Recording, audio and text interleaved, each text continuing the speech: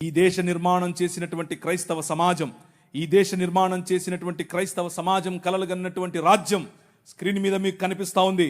1807లో abolishment of the slavery act నీ రాజు తీసుకొచ్చాడు. జోగిని అనే వ్యవస్థను కూల్చడానికి నీ రాజు తీసుకొచ్చాడు. 1930లో ముత్తులక్ష్మిరెడ్డిని నిలబెట్టి మెడ్రాస్ లెజిస్లేటివ్ కౌన్సిల్లో ఈ దేవదాసి వ్యవస్థను నాశనం చేయటానికి దాన్ని తీసి పారేయండి అని పిల్లు పెట్టింది. నీ రాజు పంపగా వచ్చిన వ్యక్తులు ఆంధ్ర జోగిని యాక్ట్ మనం తీసుకొచ్చాం. ఇంగ్లీష్ ఎడ్యుకేషన్ ఫర్ ఎవ్రీబడి, ప్రతి ఒక్కరికి 1835 మనం తీసుకొచ్చాం. 1795 రైట్ టు ప్రాపర్టీ, అంతకుముందు ఎవరు భూములు కొనటానికి లేదు. బడుగు బలహీన వర్గాలు భూములను స్వాధీనం చేసుకునేవాళ్ళు. నీకేంద్ర రే మల్లిగా అనేవాళ్ళు, నువ్వెవర రే ఈరిగా అనేవాళ్ళు, నువ్వెవర రే బయటుండు, నువ్వు మా ఇంటికి రావద్దు, నీ నీడ పడద్దు అన్నారు. కానీ నీ రాజు నీకు అధికారం ఇచ్చాడు. భూమి కొనుక్కునే అధికారం, భూమిలో పండించుకునే అధికారం, పండించిన దాన్ని తినే అధికారం నీది. అంతకు ముందేమయ్యేది, భూమి తీసుకుని కష్టపడి మంచిగా పనిచేసి ఇంత పండు పండిన తర్వాత వస్తాడు అయ్యగారు, ఏట్రా ఇది ఏటి బాబండింది, అమ్మగారి కాలంటే ఇచ్చిరాపో అంటే నోరు మూసుకొని ఇవ్వాలి అంతే. అదే చట్టం. కానీ ఈరోజు అది కాదు. నువ్వు పండించింది నువ్వు తింటావు, నువ్వు పండించింది నీ పిల్లలు తింటారు, నువ్వు పండించింది ధైర్యంగా నీకోసం పెట్టుకుంటావు, పొదుపు చేసుకుంటావు. కారణం ఏమిటి? నీ రాజు, రాజులకు రాజు, ప్రభువులకు ప్రభువు, కైసర్ అగస్తస్ మరియు కైసర్ తిబేరియస్ల ప్రతినిధి అయిన పిలాతు ముందు నిలబడుకొని నా రాజ్యము నీ రాజ్యము లాంటిది కాదని చెప్పాడే ఆ రాజు. Right to property, right to education, abolishing killing children. చిన్న పిల్లలను కొనుక్కొని వెళ్ళేవాళ్ళు. రాజమండ్రి ఆయన ఒకసారి రాశారు, ఈ దాన్ని ఏమంటారు, కాటన్ గారు ఆయనకు రాసినట్టు కాటన్ గారి గురించి రాసినటువంటి ఒక పుస్తకంలో ఇలా రాసుందట. ఏంటంటే వాళ్ళ ఇంట్లో పనిచేసేటట్టు ఒక ఆయమను వచ్చి ఒక ₹1 ఇవ్వమ్మా అని అడిగింది. ఆ రోజుల్లో ₹1 ఎందుకమ్మా అంటే, నేను వెళ్ళి రాజమండ్రిలో ఒక ఆడపిల్లను కొనుక్కొచ్చుకుంటాను అంటుంది. ఏంటి కొనుక్కొచ్చుకుంటావా? ఎందుకు? అది మన పరిస్థితి ఆ రోజుల్లో. పిల్లలు నమ్ముకునేటటువంటి బతుకులు, తినటానికి లేని బతుకులు, పిల్లలు నమ్ముకునేటటువంటి బతుకుల నుండి నీ రాజు, నువ్వు అమ్మటానికి వీలు లేదు, నువ్వు చంపటానికి వీలు లేదు. నిర్మాణం కట్టాలంటే పిల్లల్ని చంపరారు, ఏదైనా రోడ్డు వేయాలంటే పిల్లల్ని చంపుతారు, రక్తం పడాలంటారు. ఇలా పిల్లలను, మన పిల్లలను చంపుతూ ఉంటే ఆపింది నీ రాజు. Right to education 1913. నువ్వు పెళ్లి చేసుకుంటే నీ భార్య 7 రాత్రులు బ్రాహ్మణుడితో పడుకోవాలి. ఇది ఈ దేశ చట్టం. నువ్వు నల్లగా ఉన్నావట, నీకు దాన్ని ఏమంటారు బట్టతలు ఉందంట, రింగులు ఎంటుకలు ఉన్నాయంట, కాబట్టి నువ్వు దాసుడివి, దస్యుడివి, నువ్వు రాక్షసుడివి, నువ్వు మ్లేచ్ఛుడివి. కాబట్టి నీ జీవితాన్ని మార్చాలంటే, కాబట్టి నీ వంశాలు మంచిగా మారాలంటే బ్రాహ్మణుడితో నీ భార్య పడుకోవాలి. కలిగే పిల్లలు ఎలా ఉంటారు? అప్పుడు ఆర్యీకరణ జరుగుతుంది. కృణ్వంతో విశ్వమార్యం అన్నారు. అంటే అర్థం ఏంటి? ఈ ప్రపంచం మొత్తాన్ని కూడా ఆర్యీకరణ చేయాలి అన్నది వారి రాజ్య కళ. The kingdom of Rama, but the kingdom of God, దేవుని రాజ్యం ఏమన్నా తెలుసా? ఎవరితో పడుకోవక్కర్లేదు. My blood is enough, I will cleanse you from all sin. ప్రతి పాపము నుండి యేసు రక్తము నిన్ను కడిగి పరిశుద్ధునిగా చేస్తుంది. ఎవరి దగ్గర పడుకోవక్కర్లేదు. మనం ఈ దేశానికి ఒక చట్టం ఇచ్చాం. ఏం చట్టం ఇచ్చాం? 1819లో. ఇదంతా నేను సుత్తి కొడుతున్నా అనుకున్నారా? చట్టం ఇది. ఒక్కసారి చరిత్ర తిరిగేయండి. ఇదంతా నీ రాజు చేశాడు ఈ దేశానికి. నీ రాజు తీసుకొచ్చాడు. నల్లట్ట పుస్తకం మోసుకొచ్చినోళ్ళు కష్టపడి పిల్లులు వేసి, రిట్ పిటిషన్లు వేసి, నిలబడి కొట్లాడి నీకు ఇచ్చిన హక్కిది.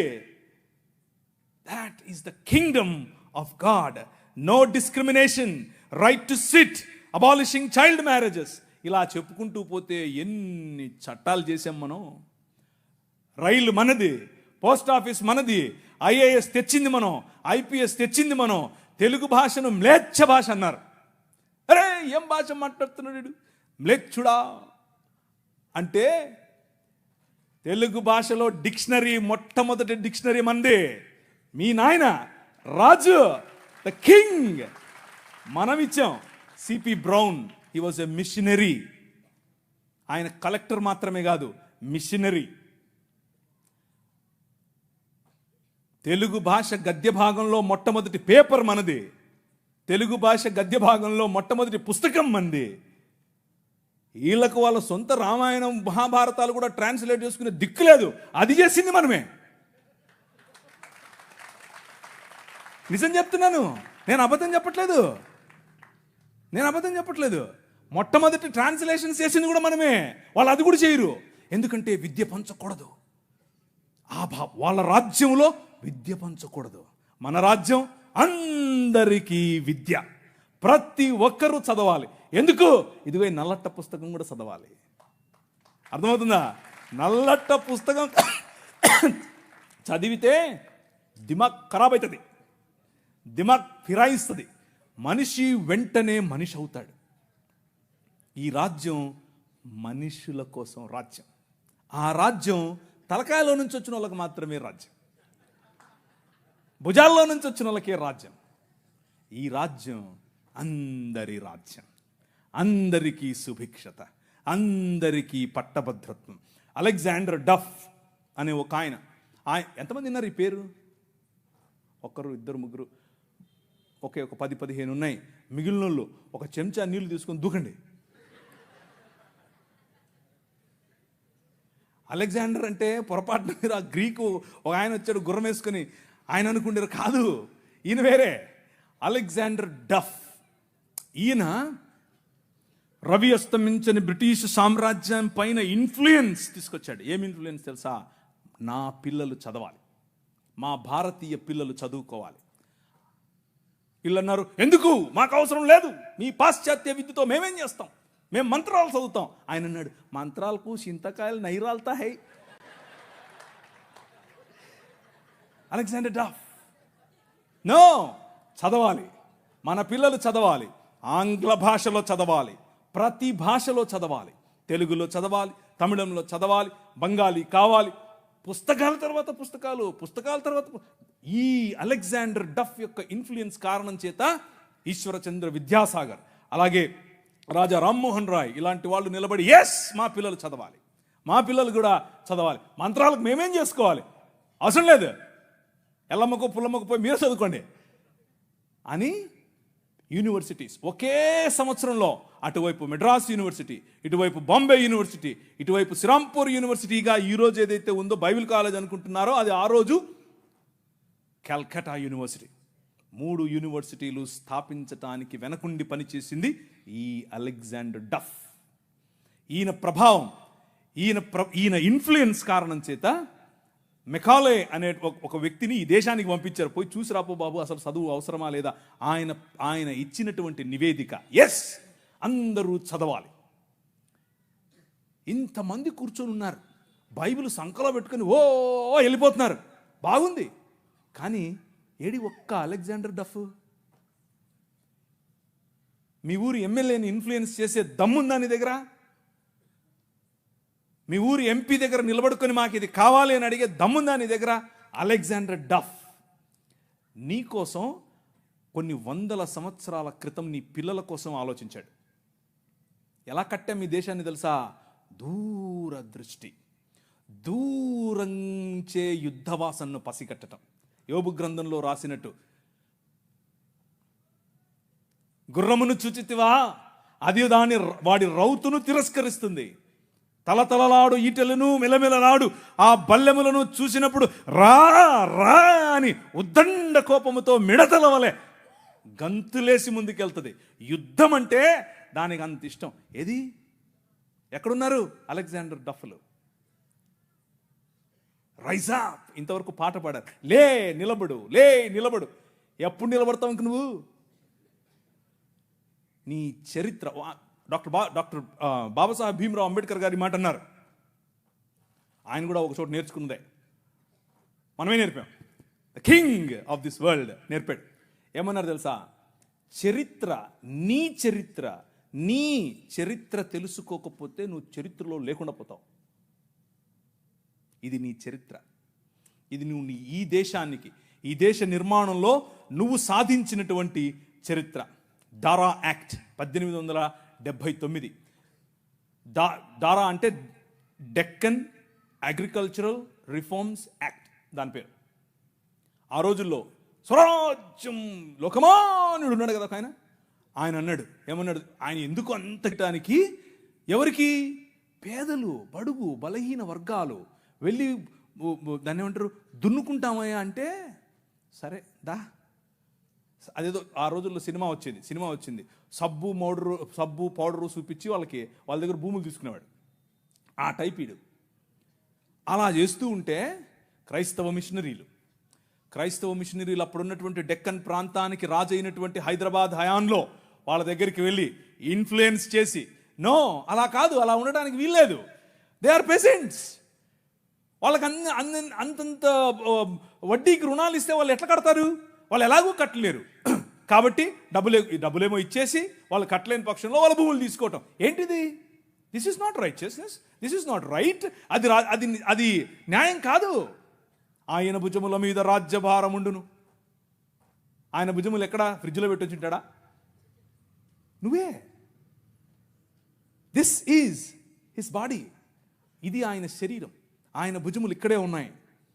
ఆ రోజు వాళ్ళు గుర్తించారు, అది నా బాధ్యత అని గుర్తించి వాళ్ళకి 25 పైసల కంటే ఎక్కువ వడ్డీకి రుణం ఇవ్వటానికి వీల్లేదు అని యాక్ట్ చేశారు. ఈ రోజు కూడా అది అలాగే అమల్లో ఉంది. That is your king. నీ రాజు అది.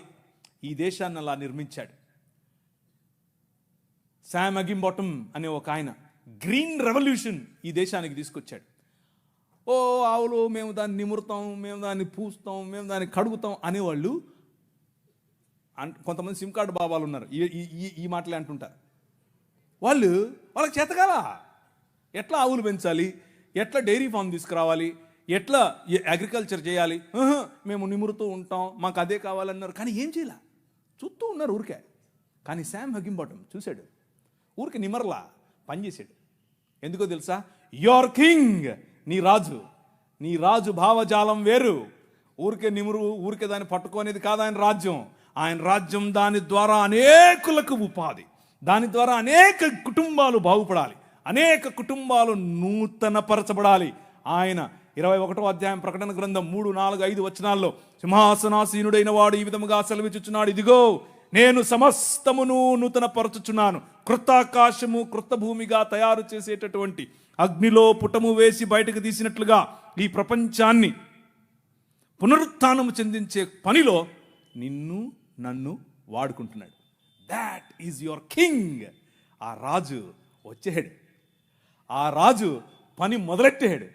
ఎలా మొదలెట్టాడు? ప్రతి సమాజాన్ని పట్టుకోవటం ద్వారా, ప్రతి ప్రభుత్వాన్ని ప్రభావితం చేయటం ద్వారా. ఆనాడు నిమ్రోదు సమయం మొదలుకొని ఈనాడు నరేంద్ర మోదీ గారి ప్రభుత్వం వరకు హీ ఈజ్ ద కింగ్. ఆయనే నడుపుతున్నాడు, ఆయనే చేస్తున్నాడు. మన జీవితాలను మరింత ప్రభావవంతమైనదిగా చేయటానికి ఈరోజు భారతదేశం అన్ని దేశాల కంటే రిలీజియస్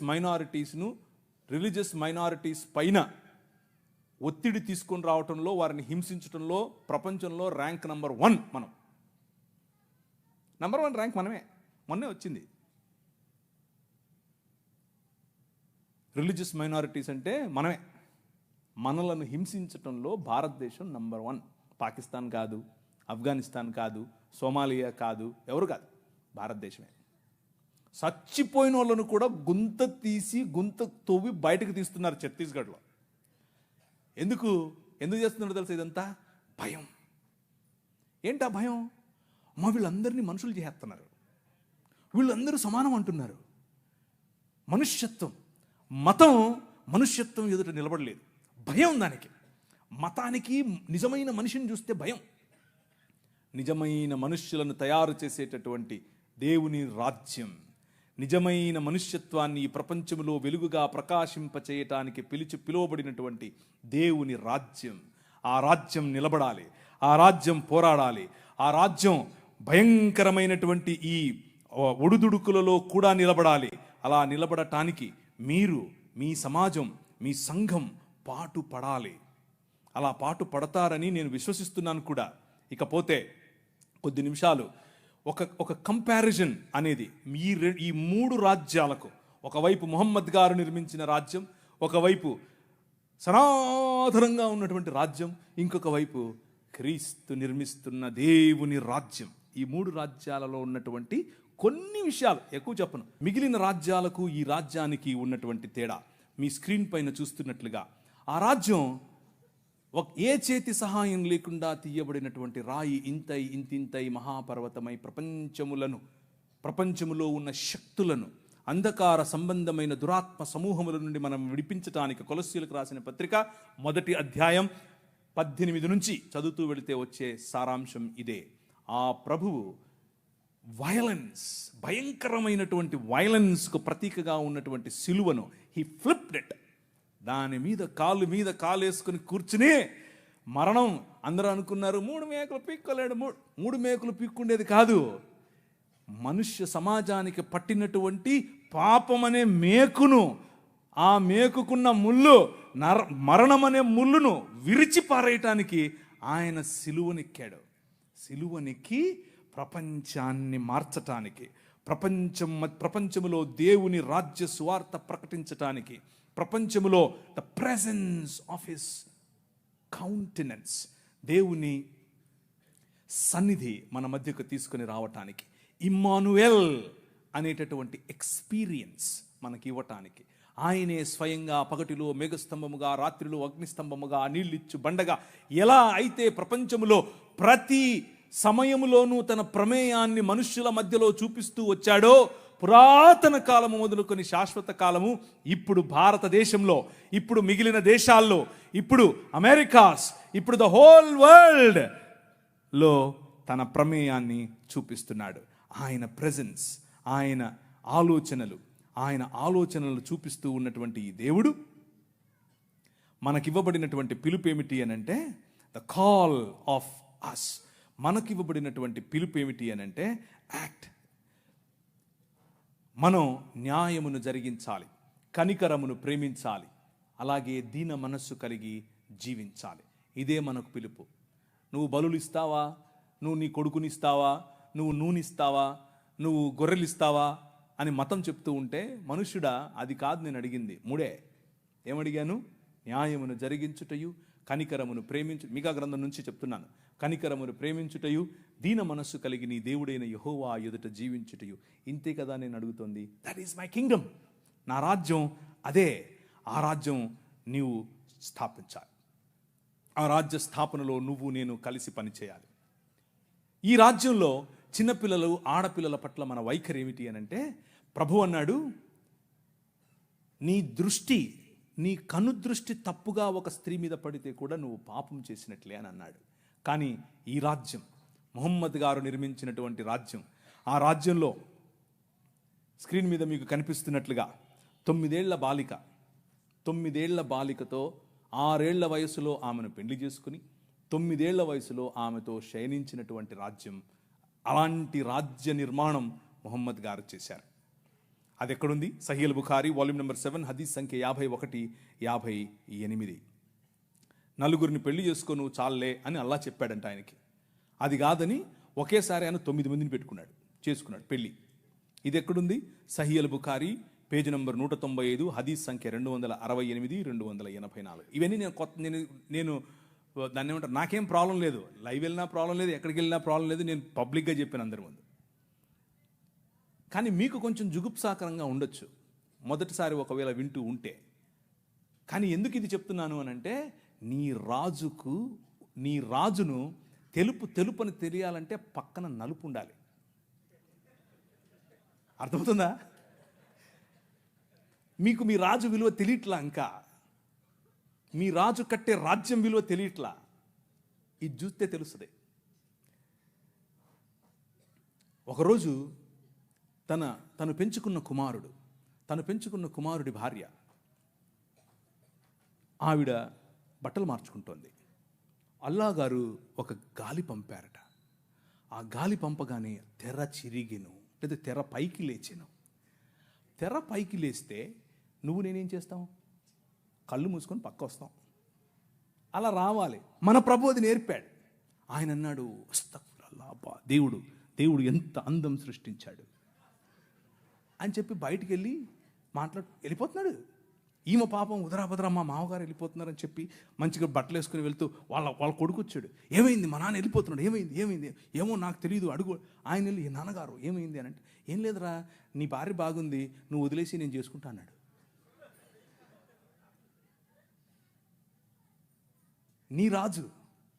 నీ రాజు క్యారెక్టర్ ఆలోచించు ఒకసారి. ఎలా చేస్తాడు నీ రాజు? చంటి బిడ్డలతోనూ చంటి బిడ్డల స్తుతుల మీద ఆసీనుడు అవుతాడు. నీ మామ మానాచ్ఛాదమును నువ్వు తీయకూడదు, నీ కోడలి మానాచ్ఛాదమును నువ్వు తీయకూడదు. దేవుని వాక్యం స్పష్టంగా చెప్తుంది.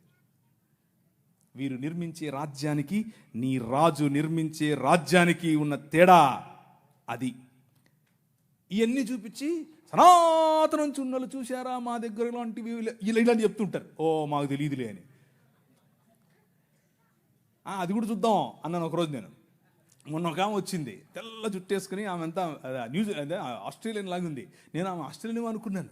కాదు, ఆమె నేను ఇంగ్లీష్లోనే డిబేట్ చేస్తాను. సరే ఇంగ్లీష్లో మాడదాం రా అని కూర్చొని మాడుకుంటున్నాం. ఆమెకి కంటెంట్ చూపిస్తుంటే ఇదంతా తూచి అంటుంది. నేను ఒప్పుకోను, నేను ప్రిపేర్ కాలేదంటుంది. నేను అడిగాను, నేను రమ్మని, నువ్వే చెవు అంటుందామా లైవ్లో. ఏ సబ్ దిస్ ఈజ్ ఆల్ రాంగ్ ఏంటి ఇక్కడ కనిపిస్తుంది కదా, టెక్స్ట్ పెట్టాను కదా. మన సహోదరులకు తెలియదు ఇది ఇలా ఉంది, ఆ పుస్తకంలో ఈ పుస్తకాలు ఇలా రాసుకున్నారు అని వాళ్ళకి తెలియదు. అందుకు ఆ సమస్య. శ్రీ బ్రహ్మవైవర్త పురాణం part 2 chapter number 35 page number 340. Okay, అందులో బ్రహ్మగారు స్వయంగా తన కూతురుతో శయనించడం చాలా గ్రాఫికల్గా రాశారు. ఋగ్వేదం మండలం 10 సూక్తం 61 వచనం 5 మీకు అక్కడ అండర్లైన్ చేసి చూపించాను. తన కూతురుతో ఆయన పెళ్లి చేసుకోవటం మరియు తన కూతురిని ఆయన అనుభవించడం. అంత మాత్రమే కాదు, శంకర భగవత్పాదులు అని మన కాకినాడ నుంచి ఒక ఆయన చెప్తుంటాడు చూసారా. ఆ శంకర భగవత్పాదులు అంటే ఇంకెవరో కాదు, ఆది శంకరాచార్యుడు నేను చూపించినటువంటి ఋగ్వేదం 10వ మండలానికి ఆయన వ్యాఖ్యానం రాశాడు. ఆ వ్యాఖ్యానం అక్కడ ఉంది. ఏమనుంది అని అంటే, ఈ ఉపనిషత్తుల్లో ఉన్నటువంటి మాట ఇంకేదో కాదు, విరాజ్ అయినటువంటి మను అనగా బ్రహ్మగారు తన కూతురుతో నిజంగానే శయనించాడని రాశాడు. కానీ మన పిలుపు ఏమిటి? What is our calling? మన పిలుపు ఏమిటి? మన పిలుపు ఏమిటి అని అంటే, డిస్క్రిమినేటింగ్ ఉమెన్ జరగకూడదు, డిస్క్రిమినేటింగ్ మెన్ జరగకూడదు, రిలేషన్షిప్స్లో ప్యూరిటీ ఉండాలి, ఎదుటివాడి భార్యను నువ్వు దొంగిలించకూడదు, ఎదుటివాడి భార్య పైన నువ్వు ఆశ పెట్టుకోకూడదు. Very plain clear. అలాగని చెప్పి మన బైబిల్ గ్రంథంలో ఉన్నవారు అలాంటివి చేయలేదా? చేశారు. దేవుడు ఏం చేశాడు? మూతి పళ్ళు రాలగొట్టాడు. ఇక్కడ దేవుళ్ళే చేస్తున్నారు. అదే ప్రాబ్లం. అదే ఆయన నిర్మించే రాజ్యంలో అగ్నిచేత పుటము వేయబడి తీసినటువంటి మానవ సమాజం, మేలిమి బంగారము లాంటి మానవ సమాజం, నిజముగా ఆయన చిత్తానికి లోబడే మానవ సమాజం, ప్యూర్గా ఉండే మానవ సమాజం. మొహమ్మద్ గారు కట్టినటువంటి రాజ్యం. ఆయన అన్నారు, స్త్రీలు అర్రబుద్దోళ్ళు అన్నాడు. అంటే నేను అనట్లేదు, మీరు రాళ్ళెత్తుకోకండి, నేను కాదు, మొహమ్మద్ గారు అంటున్నారు. ఎక్కడ? సూరా 2:282 ఖురాన్లో ఉంది. సహీల్ బుఖారీ 3వ హదీసు 26:58. ఎవరు? స్త్రీలు అర్రబుద్దోళ్ళు. ఈయన ఒకసారి విహారయాత్రకు పరలోకం వెళ్ళేట. ఇదంతా నేను ఏదో స్టోరీ చెప్పట్లేదు, మీ కళ్ళ ముందు ఉంది, కావాలంటే చూసుకోండి, ఆ రెఫరెన్స్లు మీరు వెళ్ళి చూడండి. ఓకే, ఈయన విహారయాత్రకు వెళ్ళి పైన ఆయన అల్లాహ్ గారితో మాట్లాడి, అల్లాహ్ గారితో సంభాషణ చిట్చాట్ అయిపోయిన తర్వాత వెనుకొస్తున్నాడు. వెనుకొస్తే ఆ పక్కన నరకం ఉందట. ఆయన తొంగి చూశాడు, ఇట్లా ఏముందో నరకంలో చూద్దాం. చూస్తే అందులో ఎక్కువ మంది స్త్రీలు ఉన్నారంట. ఆయన పోతే పోయాడు, అల్లాతో మాట్లాడితే మాట్లాడాడు, పోతే తొంగి చూస్తే చూశాడు. ఆయనకు స్త్రీలు కనపడటం ఏంటి? ఆయన ఉద్దేశం ఏంటంటే స్త్రీలు నరకపాత్రులు. ఎందుకు స్త్రీలు నరకానికి వెళ్తారు అని అంటే ఆయన దానికి ఒక ఉదాహరణ కూడా చెప్పాడు సహీహ్ బుఖారీలో, అలాగే సహీహ్ ముస్లిం. ఏమనంటే పురుషులను వాళ్ళు పాపంలో పడేలా చేస్తారు కాబట్టి వాళ్ళందరూ నరకానికే పోతారని చెప్పాడు. ఇది వారు నిర్మించే రాజ్యం, మన రాజ్యం. నీ ప్రభు, నీ రాజు, నీ రాజు కట్టే రాజ్యం ఏమిటి?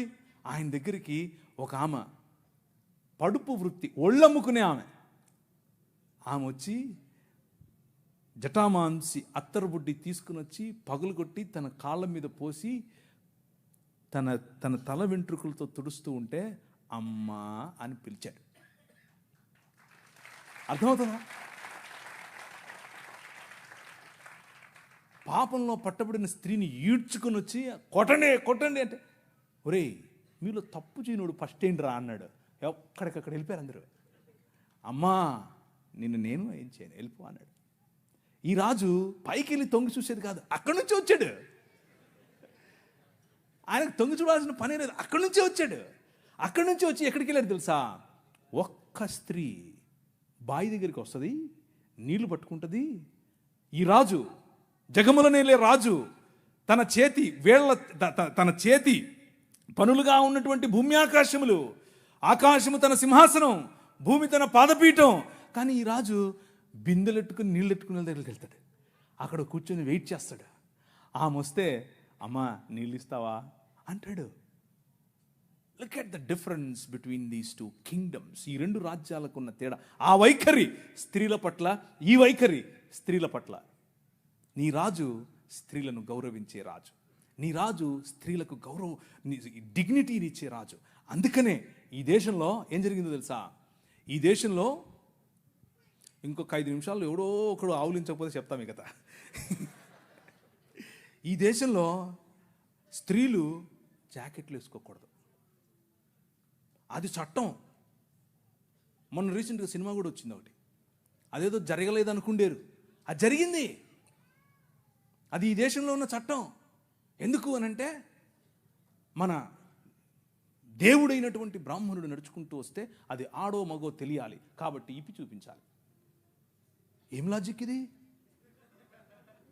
ఏం లాజిక్? అవును, ఇది ఎవరికి ముఖ్యంగా బడుగు బలహీన వర్గాలకు జాకెట్లు వేసుకునే అధికారం లేదు అన్నారు. ఎందుకు లేదు? వేసుకోకూడదు నువ్వు అన్నారు. వేసుకుంటే స్తనాలు కోశారు. మీ స్తనాల బరువు చూసి దానికి పన్ను విధించారు. బాగా బలిశావులే కట్టు అన్నారు. కానీ ఒక పేరు చెప్తాను, విన్నోళ్ళు చెయ్యొద్దండి. Charles Mead. నేను వెళ్ళిపోతున్నా.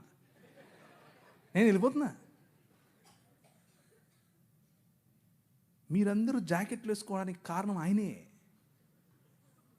నేను అబద్ధం చెప్పట్లేదు, నిజం చెప్తున్నాను.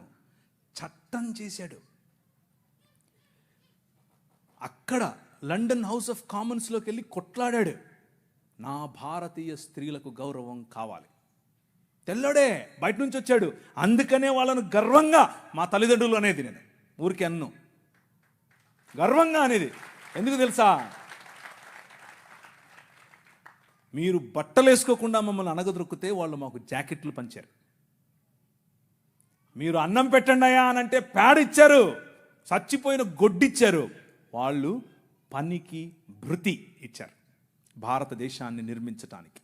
Charles Mead, church mission society and London mission society, వీరిద్దరి తరఫున కేరళ ప్రాంతంలో నిలబడి ఆయన ఇల్లు, ఆయన బంగ్లాను అలా కాల్చేశారు 3 సార్లు. అయినా కానీ వెనక్కి తగ్గేదిలా. స్త్రీలకు జాకెట్లు.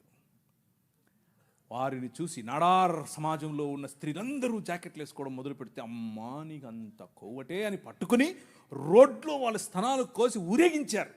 అయినా కానీ ఆయన అన్నాడు, దేవుని రాజ్యం, దేవుని శక్తి మీ మీద ఉంది, భయపడద్దు, మళ్ళీ కుట్టిస్తానన్నాడు. మళ్ళీ వాళ్ళకి జాకెట్లు వేసాడు. వాళ్ళని చూసి ఈడవ సమాజం వాళ్ళు జాకెట్లు వేసుకోవడం మొదలుపెట్టారు. కేరళ మొత్తంలో విప్లవం. ఏం విప్లవం? జాకెట్ల విప్లవం. జాకెట్ల విప్లవం ఏంటండి బాబు? అవును, అవును.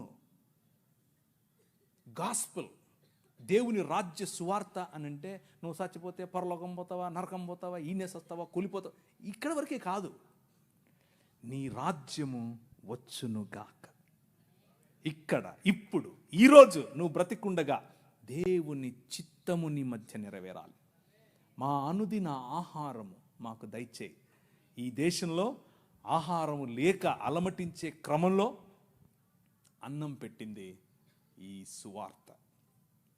మనిషిని మనిషిగా చూసింది ఈ సువార్త. చార్ల్స్ మీడ్ కారణం చేత స్త్రీలందరూ ఈరోజు జాకెట్లు వేసుకుంటున్నారు. అంత మాత్రమే కాదు, జాకెట్లు వేసుకుంటూ ఉంటే ఇప్పుడు వచ్చి మనకు శుద్ధనీతులు చెప్తున్నారు. మీరు పాశ్చాత్య డ్రెస్సులు వేసుకోవాకండి. ఏంది, అసలు డ్రెస్సులే వేసుకోవద్దన్నారు మొన్నటిదాకా, ఇప్పుడేమో పాశ్చాత్య డ్రెస్సులు అంటున్నారు.